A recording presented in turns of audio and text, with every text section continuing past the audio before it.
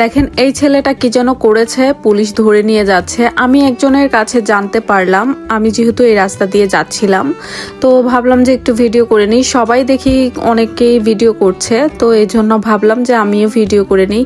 এই ছেলেটা নাকি মানে অনেক আগেই কি যেন করেছে, কোনো অকারেন্স করেছে। তো পুলিশের গাড়ির মধ্যে নাকি মানে এরকম ধরনের ক্যামেরা আছে, সেটা দিয়ে শনাক্ত করা হয় আগে যারা ক্রাইম করেছে বা কোনো কিছু করেছে তাদেরকে নাকি তাদের ফেস ওইটার মধ্যে শো করে, তো তাকে নাকি ধরে নিয়ে যাচ্ছে এই কারণে। তো আমি যতটুকু জানতে পেরেছি তোমাদের কাছে শেয়ার করলাম। তো দেখতেই পারছো আমি কিন্তু বাচ্চাকে স্কুল থেকে নেওয়ার জন্য এসেছি।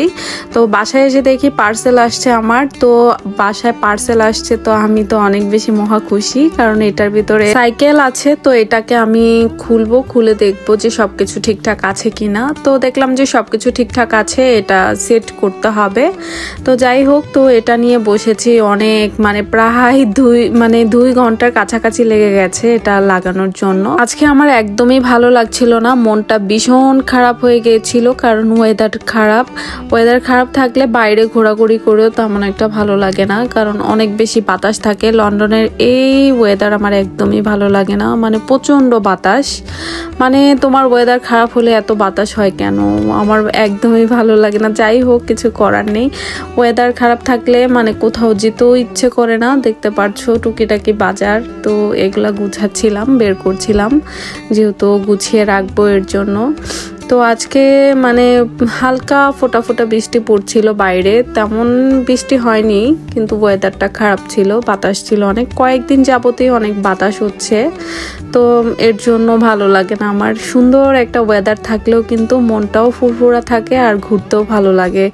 আর সামনে তো ঈদের দিন আর চাঁদ রাতে যদি ওয়েদার ভালো না থাকে, মানে আমার মনে হয় ম্যাক্সিমাম মানুষই মন খারাপ করে, কারণ যে আমাদের মাত্র 2টা উৎসব হয়, সেটা যদি মানে ঠিকঠাক মতো পালন না করতে পারি তাহলে কিন্তু মনটা ভীষণ খারাপ লাগে।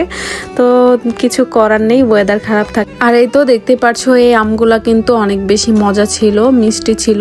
লন্ডনে আসার পর যতবার আমি আম কিনেছি অতবারই আমার ভালো পড়েছে, তো আলহামদুলিল্লাহ।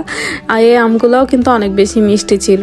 তো যাই হোক, এগুলো কোন দেশি আম আমি বলতে পারবো না, এই আমগুলা খুবই মিষ্টি ছিল। কিন্তু আমার গাছ পাকা আম অনেক বেশি ভালো লাগে, যদিও এখানে গাছ নেই, কিছু করার নেই।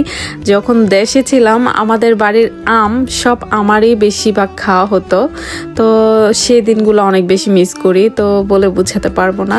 নিজেদের গাছের আম মানে অন্যরকম মজা, অন্যরকম। আর কিনা আম তো কিনা আমি।